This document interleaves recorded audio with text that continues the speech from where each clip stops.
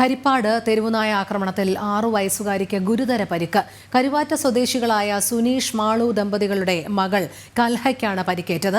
വീട്ടുമുറ്റത്ത് നിൽക്കുമ്പോഴായിരുന്നു കുട്ടിയെ തെരുവുനായ ആക്രമിച്ചത്.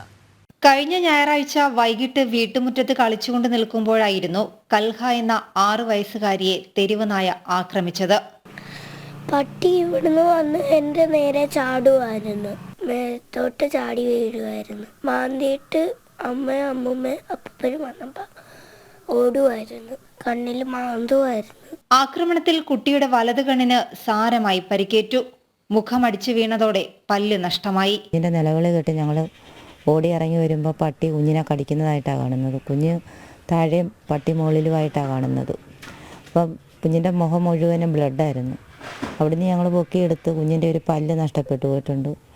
പൊക്കിയെടുത്ത് ഞങ്ങൾ ഉടനെ ഹരിപ്പാട് ഹോസ്പിറ്റലിലോട്ട് കൊണ്ടുപോകുമായിരുന്നു. പ്രദേശത്ത് തെരുവുനായ ആക്രമണം പതിവാണ്.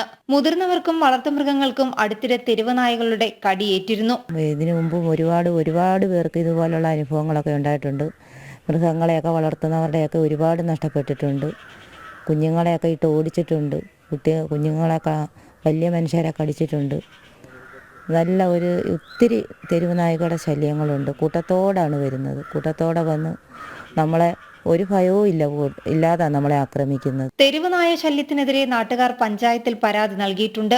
തൃക്കുന്നപ്പുഴ വലിയരീക്കലിൽ തെരുവുനായയുടെ ആക്രമണത്തിൽ വൃദ്ധ മരിച്ചത് അടുത്തിടെയാണ്. ജനം, ആലപ്പുഴ.